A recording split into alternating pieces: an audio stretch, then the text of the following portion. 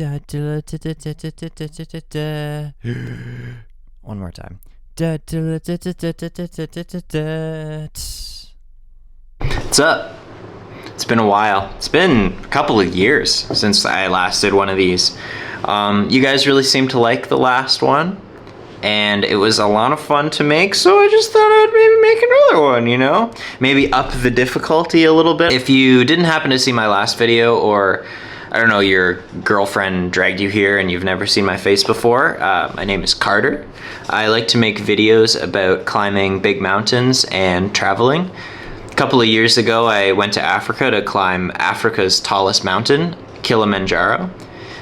Made a video about it and got to the top, no problem.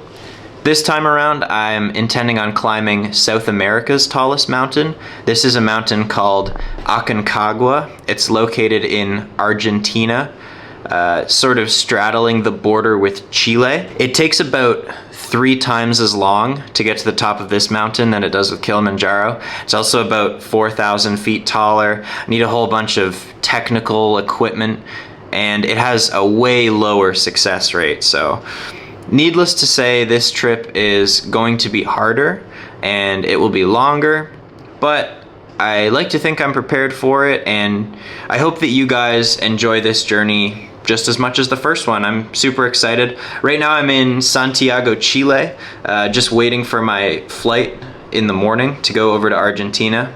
And then Argentina will be my base of operations for almost about the next month, really. Thank you so much again for tuning in.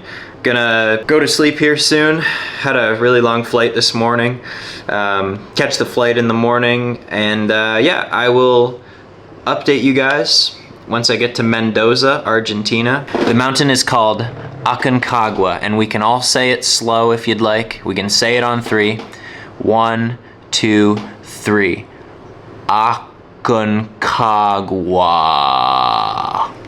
You guys did great. That was perfect. Perfect technique, perfect. I'll see you in Argentina. Bye. I just have to show you guys this. I don't know if anybody in the world is gonna find this as funny as I find it, but you've gotta see this. Okay, check this out, right? So I've got one of those airport luggage transport carts that I brought from the airport to my hotel room, and nobody stopped me. So I haven't quite decided. I might, you know, put it up in bed next to me. It could caress me at night as I prepare for my mountain journey. I could also just put all of my mountain gear on it and wheel it up to the summit like some weirdo.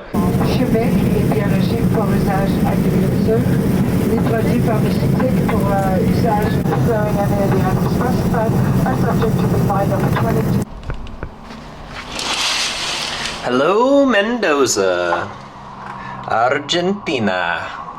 This is the view from my hotel room. Hey.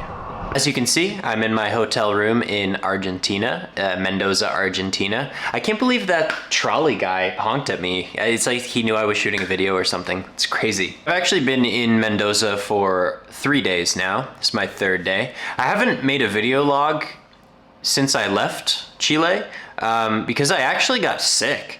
I think from my flight from Toronto to Chile, I picked up something on the plane or whatever, maybe in the airport. So I've been kind of laying low for the past couple of days, just resting, recuperating. Very, very, very happy, and I cannot stress this enough, that I'm not going into the climb feeling sick. That would be completely miserable. So feeling a lot better though. And another thing, just to update you guys about what's been going on over here. When I was attempting to leave Chile, I actually got pulled out by airport security because I had power banks. Not just any power banks though. Power banks that were large enough to power all of my devices over the course of about 21 days. So they confiscated them. So I've had to pretty much just source power banks from around Mendoza for the past couple of days while simultaneously feeling like absolute ass.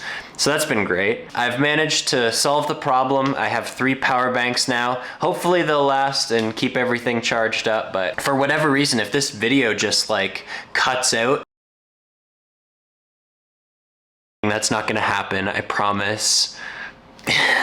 Cross my fingers. Tomorrow we have daylight. Tomorrow we set off to the mountain. I just got done having dinner at a delicious traditional Argentinian barbecue restaurant. And the folks in the kitchen were super kind enough to let me go back and film some of the food that they were preparing for me and that I was oh so graciously indulging in for the past 2 hours. Cannot wait to show you guys. It was absolutely delicious. If you're in the Mendoza area, definitely check out El Asadito. And shout out to Raul for being a super awesome server.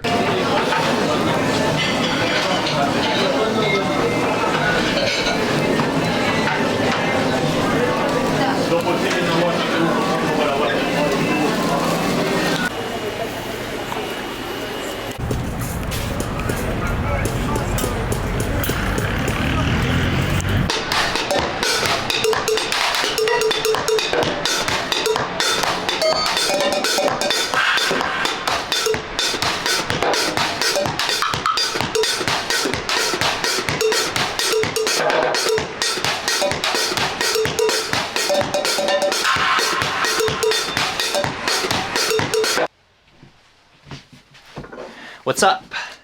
Carter from the present day here.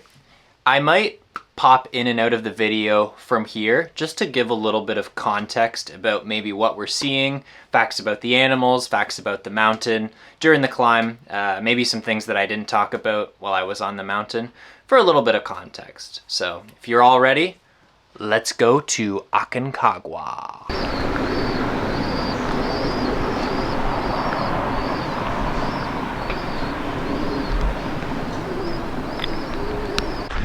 We are in Penitentes. This is the trailhead for our climb up Aconcagua. It's absolutely beautiful. There's hardly any people here. Got about a 5-hour hike today, going up to about 10,000 feet. And I know what you're thinking. You're like, oh my God, Carter, it looks really sunny out. Why don't you have any glasses on? I'm really happy you asked actually, because I have these super cool glacier glasses. I just happen to have them in my pocket, so it's a perfect day for them. Perfect day to look super, super cool.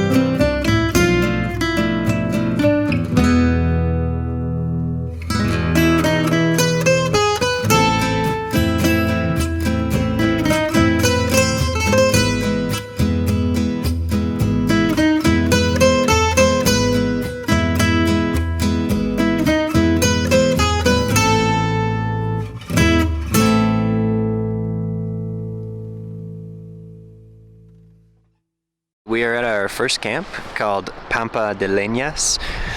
About another 2 days before we actually get to base camp, and today is the second day of the trip.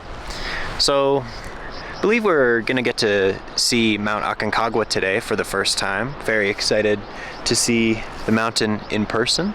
Gonna be pretty intimidating, I think, but we're gonna just keep hiking and hope for the best.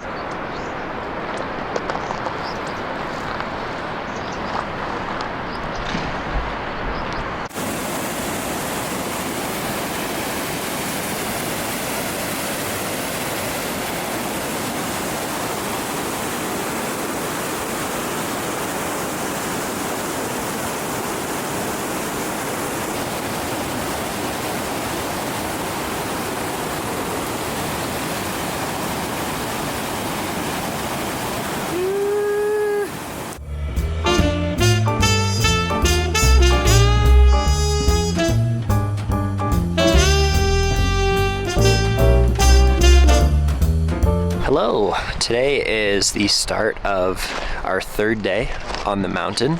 Last night we arrived at our second approach camp, and today we're actually going to be heading up to base camp.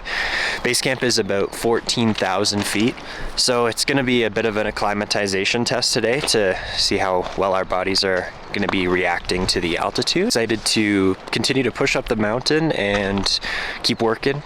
Got a beautiful view of Aconcagua today, so make sure that I'll get some nice shots of it once I get just up the valley up ahead. We got to cross a bit of a river today, so gonna have to put the old Crocs on and go jungle mode, but whatever the hell that means, but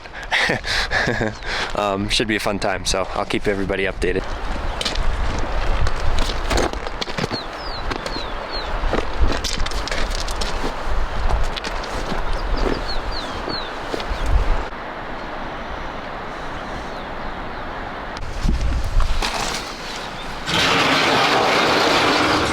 So I just wanted to show everybody our shower facilities.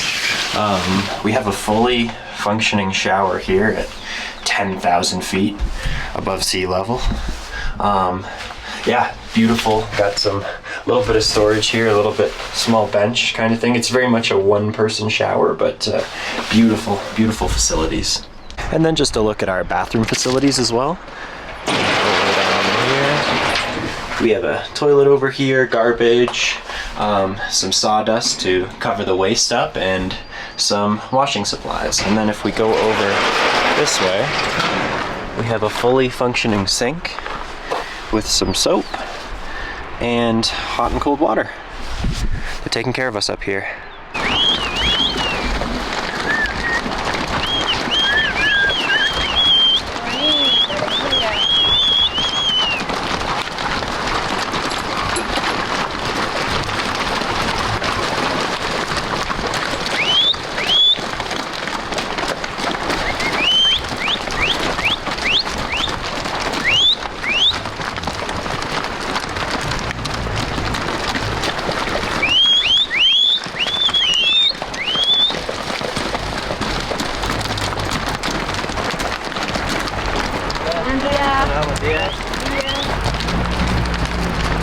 We love the mules. They are a staple on Aconcagua. In hordes of about 20 to 30 per travel company, the mules would carry up to 60 kilos of gear, whether it be incredibly heavy shelter parts, tents, propane cylinders. The mules really helped offload a lot of the weight that the climbers had to carry, the porters had to carry, the guides had to carry. So they were very essential for the success of all of the climbers. However, the mules only go up to a certain height. They used to go up a little bit higher, but presently I believe they only go up to about 14,000 feet, just for safety purposes. So past 14,000 feet, all of the climbers are responsible for their own gear, but the mules help lighten the load for the approach, basically. The mules were controlled by local muleteers called guachos, and these guys would basically control the group of them from one camp to the next. If one got out of line, the guy would get his lasso out and, sort of rope them back into the squad. And these mules stop for no man. It doesn't matter if you're in their path. If you're on a separate path, you've got to get out of the way or these dudes will knock you over. They are programmed to do one thing, and that is to get stuff to base camp, and they will stop at nothing.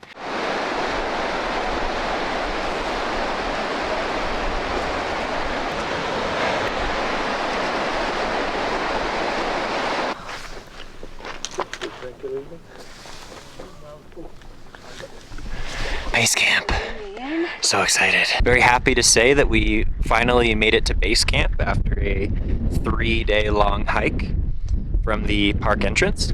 So the base camp that we're staying at is called Plaza Argentina, and it is 4,200 meters above sea level. If I pan up this way, you'll see this, where's my finger? This is the summit of Aconcagua, right up there. And it's at about 7,000 meters, right where that snow is. You can see the wind is blowing pretty considerably today.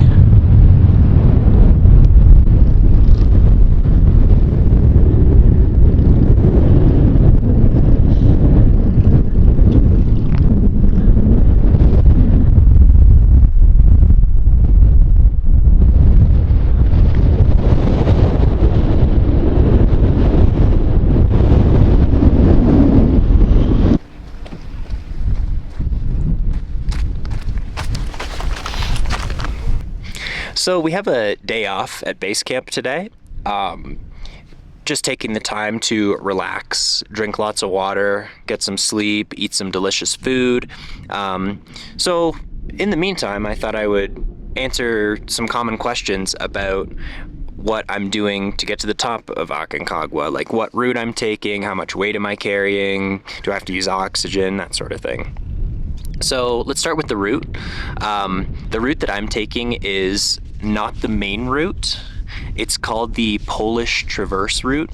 So it sort of like attacks the mountain on the right-hand side, goes all the way around underneath. You can probably see there's some snow and a glacier up there. So we basically like go to the bottom of that glacier and then circumnavigate it up to the summit. So it takes about, with good weather, it takes about 2 weeks, like 16 days, but it can take anywhere up to like 20 days if you have really bad weather. And I apologize for all the wind that we have. It's very windy here at base camp right now. How much weight am I carrying? I have to carry about 40 pounds up to the high camps from base camp. In our approach, which we've been doing for the past 3 days, I've only had to carry about 25 pounds of water, clothes, snacks, lunch, my camera, whatever. But to get up to the high camps, I have to bring like my technical gear and then some of the group gear. So stoves, food, just random little things that boost the weight up to about 40 pounds. Do I have to use oxygen? No, actually, I don't have to use oxygen. A lot of the guides have emergency oxygen on hand just in case, but you really only need oxygen at about 26,000 feet or 8,000 meters. And Aconcagua was 7,000 meters and like 23,000 feet, so.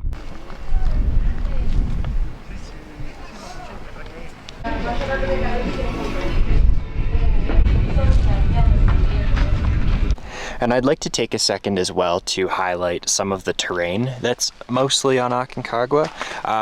So at base camp here, you'll notice we've got some pretty well constructed paths to walk in between the camps and in between all of the structures. But on the trail, it's a lot less well constructed. So it's pretty much all walking on rocks that are about like this the whole entire way. So there's a real risk of twisting your ankle or like twisting your knee the wrong way, just rocking on loose rocks kind of thing. Not the best terrain, but it's making my ankles stronger, that's for sure. So this is an example of lunch on the mountain. Lunch didn't look too bad, eh? It was like steak with cheese and mashed potatoes. Oh my god, it was so good. Not bad for 14,000 feet, right? So right now I'm just kind of like festering in my tent, resting, recovering, because tomorrow we start making our final rotation up to the high mountain camps, and then eventually we'll be able to push for the summit. So there's 3 high mountain camps. Camp 1 is about 16,000 feet, Camp 2 is about 18,000, and then Camp 3, which is higher than the summit of Kilimanjaro, is about 19,500 feet. So we're gonna spend a couple days at each camp, try to acclimatize our bodies to eventually make the push for the summit, which is a mind-boggling 23,000 feet. So we'll see how we do. We're gonna lose a lot of our base camp amenities per se, so no more showers. I know, no more showers at 14,000 feet. No more base camp chefs, no more all the amazing things that base camp has to offer. So looking forward to it. It's gonna be hard. It's gonna be a hard week, but it'll be worth it once we get to the summit. Do you wanna see how messy my tent is? It's not good. It's not good. So I got my one duffel bag there.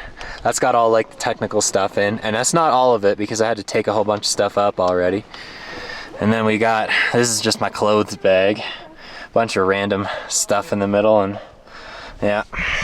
Carter in his sleeping bag, having a great old time over here on Aconcagua. I just had my last shower and shave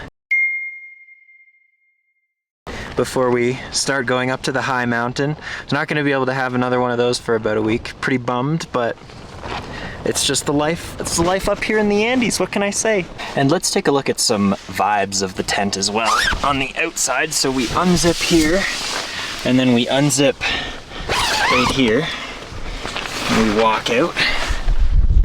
I will say we do have a very beautiful view. Tallest mountain in the Americas up there. Got some glaciers and other mountains beside me. And you might be thinking, well, Carter, it's very windy up here, so how do you keep the tent anchored? And I'll show you. We use rocks. So basically we tie the tent down with many different lines to these heavy rocks, and then we put more rocks on top of the roped rock to keep it nice and secure so it doesn't blow away. Windy like crazy over here. I don't know if I've quite shown the amenities of base camp just yet on video, so I'll give you guys a quick picture of what base camp looks like and which tents are ours, which ones are used for which thing, kind of thing. So let me show you. If I pan over to base camp, you'll notice that there's a whole bunch of tents that are yellow and white. And these belong to a couple different companies. There's a few blue ones over there. There's a few tent skeletons over there. And then there's another company just over the hill. But the immediate 8 tents in the foreground are for my company, and they're called Grajales Expeditions. And they've been fantastic so far. But you'll see all of them here. One of them is an office, one of them's a training tent, there's a kitchen, there's a couple of dining tents, and then you'll notice in the immediate foreground here, there's the 2 bathrooms, and then the painted one over here is the shower and sink. And then we've also got, just over here, the bunkhouse, which you can pay just a little bit extra money. I think it's like $30 a day, and you get a cot, you get a place to put your stuff, and they're actually super duper comfy. And then you'll notice my tent is just right beside the bunkhouse. So let's go down and explore base camp a little bit. Bathroom facilities, pretty much the same as the last camp. Shower facilities. How you doing? Again, pretty similar to the last camp. It's just a little bit bigger on the inside. Beautiful facilities. We've got our sinks and our soap. And this is one of the dining tents. It's not set up at the moment, but we've got our tables, chairs. There's always water on hand, a few sauces, snacks. Normally they've got like coffee, hot chocolate, tea over here. And then we've got our power supply and our recycling, and there's normally a garbage can here as well, but not here at the moment. That's the dining tent. And this is the training tent. So this tent is currently being used for folks who are taking the glacier route to practice their rope skills before they actually get up onto the glacier. So really good idea. And here is the kitchen. There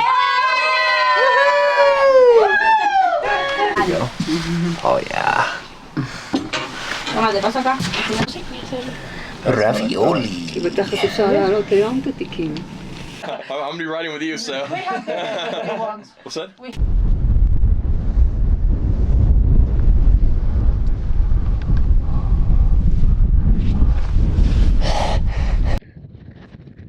Hey, we made it to Camp 1.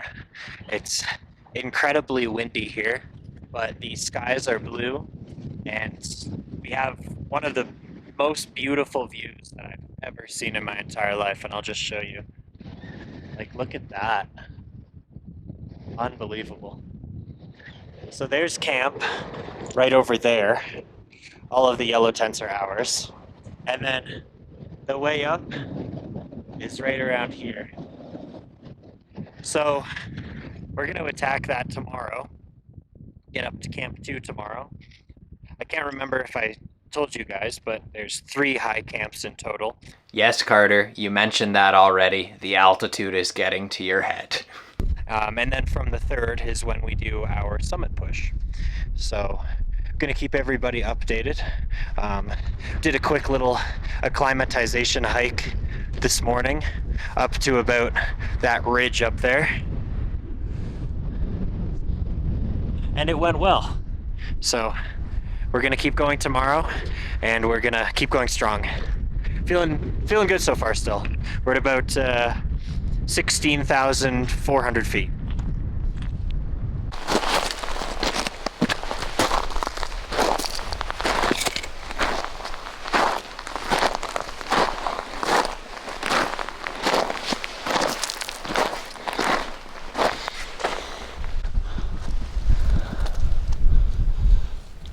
I'd just like to clarify this camp sign specifically. This was the old Camp 3. It is currently actually Camp 2, but the sign out front says Camp 3, and then there's a little Argentinian llama called a guanaco, and it's called Camp Guanacos. So just wanted to clarify that. There will be another higher camp. This was only just Camp 2.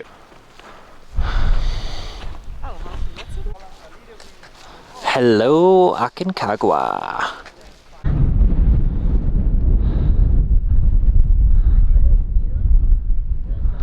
I know I said that Camp 1 might just have the best views, but I think Camp 2 has actually done it quite a bit better. Like, look at this. So impressive. It's just mountains for days. Mountains for weeks, actually. No, you know what? Mountains for months.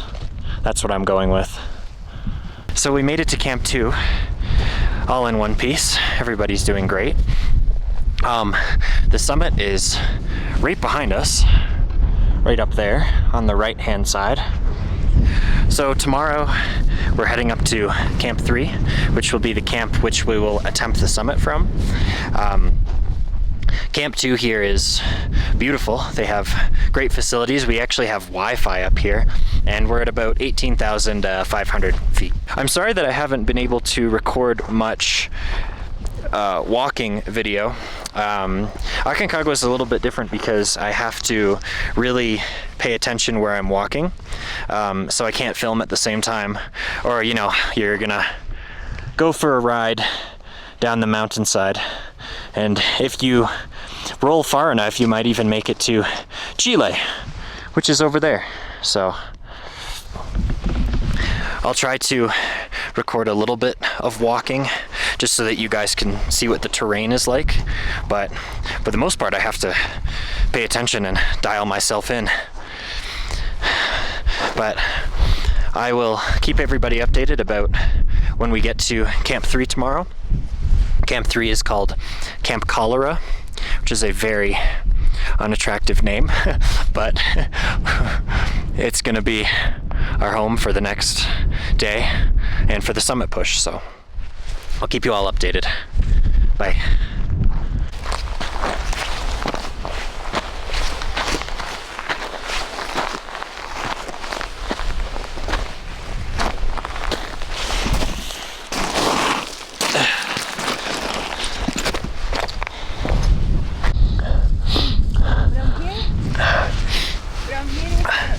Almost to Camp 3. But takes like 1.5 to We're getting there. Hey, so we made it to Camp 3, the aptly named Camp Cholera. The funny part about this camp is that it's actually about 200 feet higher than the summit of Kilimanjaro. And if I can remember correctly, I feel a lot better than when I was on the summit of Kilimanjaro at about this height last time. And I'm absolutely exhausted. And I'm absolutely exhausted. But we're at about 19,500 feet right now, so getting up there. The summit is right up there. All right, it's the night before the summit. Got my hot water bottle here to snuggle, to keep me warm. We're gonna start at about 4 o'clock in the morning. Hopefully get to the summit in about 8 to 10 hours, and then another 3 to 5 hours down, so hoping for a good day. Wish us luck. Jim's here too. Yo. Jim's trying to summit as well. We're gonna do this.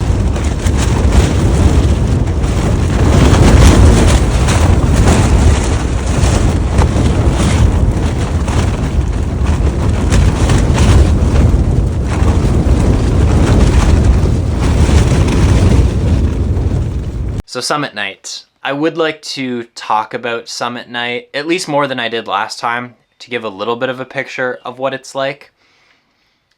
There's really not good words to describe just how difficult something like this is.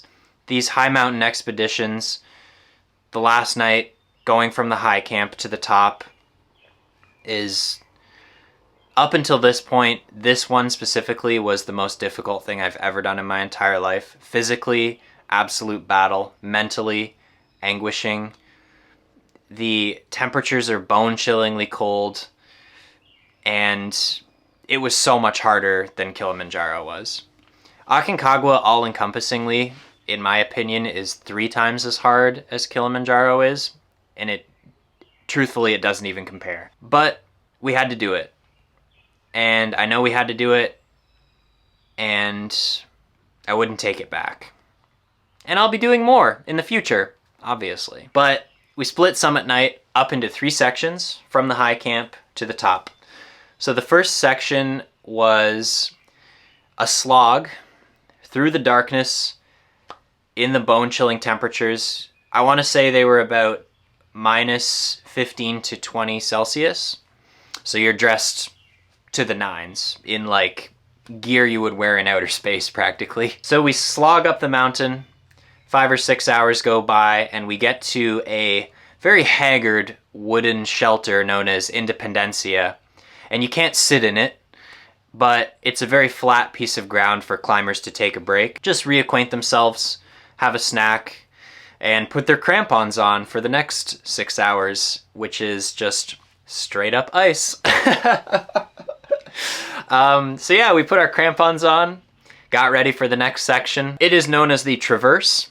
So we move from Independencia up to a location known as the Cave, which I believe is at about 6,700 meters. The Cave is a great location to stop. It's very shielded from the elements, so climbers can rest, put their backs against something, and get prepared for the final 2.5, 3 hours to the top, which is, unfortunately, the most famously dangerous section of Aconcagua. It is a rock bottleneck, so there's not really much cover on either side, and near the top is a very sort of shallow point to pass through, and this is called the Canaleta. A lot of people end up falling here. It is in fact covered in rocks, and climbers, as they're working their way up to the top, kick rocks down, and these rocks are not pebbles. When they fall, it's like a cannonball, so you really have to watch yourself, and you've got a helmet on the whole time. So we get past the section known as the Canaleta, and we get to the summit ridge. This is called Guanacos Ridge, once again named after that Argentinian llama. It was so difficult, this final stretch, because we could see the summit at this point. It was in our vicinity, and you're taking one step every 15, 20 seconds because you can hardly breathe. But at the end of the day, well, it was the afternoon at this point. We had been climbing for, I want to say, almost about 12 hours. It was all worth it. My camera, once again, died in the middle of the night on summit night. But we made it! Oh, I look so gross. Oh, sorry about that.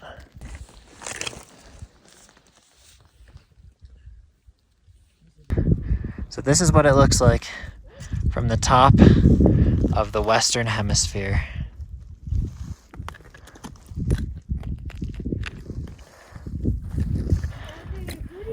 Absolutely insane. Oh my god, I think I can see your house. Yeah, you specifically. I think I can see your house from here. That's crazy. Wow. There's literally a plane going by over there. That's how high we are right now. So we made it to the top. And up until this point, I've never been more proud of myself. This trip taught me a lot of things about myself. It taught me that I was a lot stronger than I thought I was. I actually had some of my group members telling me how strong I was. And like, as a skinny dude from Canada, it feels kind of good. I'm not gonna lie. Like, I got thunder on this side, I got lightning on this side, and we're ready to take on the world. You know? Aconcagua has a reputation for being a mountain that a lot of people climb and they're unprepared for. The summit rate is only 30%. And when I say that, I mean everybody who pays the park permit, enters the park, only 30% of them get to the top. And if you told me, Carter, your favorite pizza place in the world, I know you're hungry and you want dinner, your favorite pizza place in the world, there's only a 30% chance it's open. Are you gonna drive, like really, are you gonna drive into town? Those are bad odds. But I did it. I overcame a lot of what was against me, and I'm really proud of myself for that. Another thing I'd like to touch on with this mountain specifically is just the power that it showed me. It was kind of scary, I'm not gonna lie. More so than anywhere I've ever been before. While I was there the previous week, just before we had made our summit attempt, the weather and the wind was horrible. It was really, really bad. There was a small clip of me in the tent just when the wind was horrible.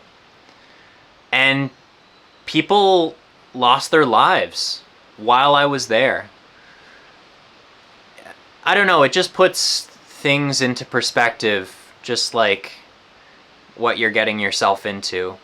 And the fact that you really have to respect the out of the mountain, or it will make you pay. Because the mountain doesn't look at who you are, what your qualifications are. If you catch it on a bad day, it'll take you down, for sure. She'll be going down the mountain as she comes. She'll be going down the mountain as she comes. She sees Weni and Richard and Jim just a little up ahead. She is hoping for a margarita when she gets back to base camp. Please. As you can see, we're on the hillside here. This is the terrain going both up and down. It's all just rocks the whole entire time. Going up it is even more fun. You can see my shadow's now blocking the way, but every step is just rocks. So, you remember how I said the last base camp we were staying at is the second base camp on the mountain? This is the first. This is the biggest one. It's called Plaza de Mulas, and it's actually the second largest base camp in the entire world after Mount Everest. Just an example of some of the amenities that the world's second largest base camp has. There's a restaurant here, and the Guinness World Record for the world's highest art gallery is right here.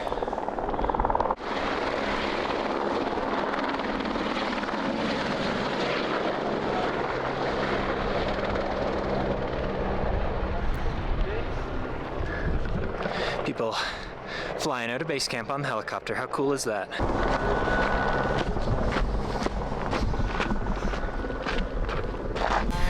Hey everybody, we are currently just packing up, getting ready to leave the world's second largest base camp after Mount Everest. And wow, that feels really weird to say. But we're just getting ready to pack up and head out to the trailhead.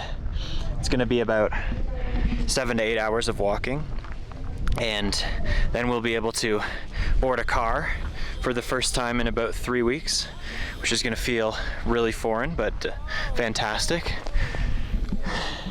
That's where we came from yesterday.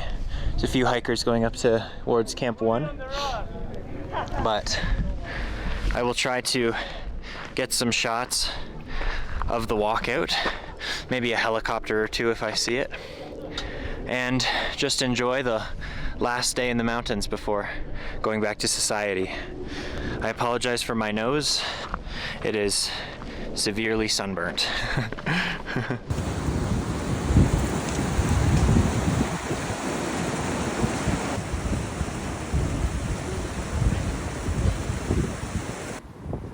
You guys, we're so excited right now because for the first time in like 3 weeks, we see grass and bushes and shrubbery and everything good in the world. So this clip was super windy, but this is actually the bridge that serves as the cutoff point for people who require a permit to cross it and continue into the mountain, which is right there. That's where I was a couple of days ago as I look back emotionally. And if you've ever seen the movie 7 Years in Tibet, part of it was filmed right on this bridge, which is cool. Okay, I look like but it's a parking lot. It's a parking lot with cars. It's been 3 weeks.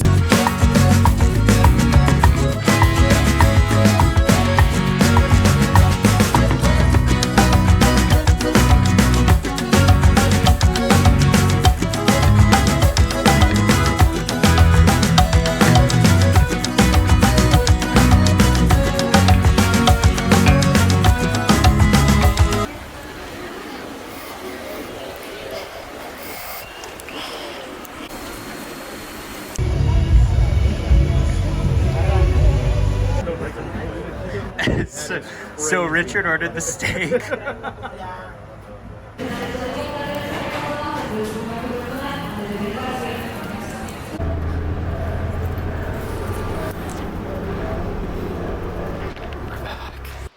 That's really about it. That was the story about how in February of 2025, I got to the top of the tallest mountain in the Western and Southern Hemisphere, Aconcagua.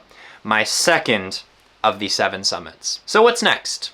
I'll give a quick little rundown because everybody always asks me, what mountain are you doing next? Where are you going next? What's the next plan? So there's 5 mountains that I have left on my quest to climb the tallest mountain on every continent. There is Mount Everest, which I am not doing next. There is Denali, which is the tallest mountain in North America. There is Mount Elbrus, which is in Russia, and it's the tallest mountain in Europe. There is the tallest mountain in Antarctica, which is called Mount Vinson. I think it costs between 50 to 75 grand. So, you know, I don't know if I can justify that right now.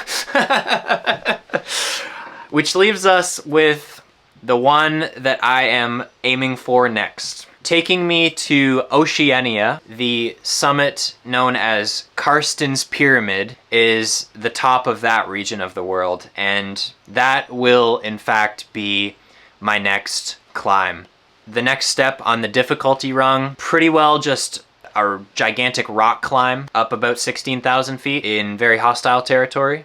So we'll see how that goes, but that's where I'm going to go next, for sure. So I did just want to leave off on one last cool fact, and I think that this is arguably the coolest fact about this whole entire trip for me. So as I've said, Aconcagua is the tallest mountain in the Western and Southern Hemisphere. So it's the tallest mountain outside of Asia, Nepal, Pakistan, China, the Himalayas.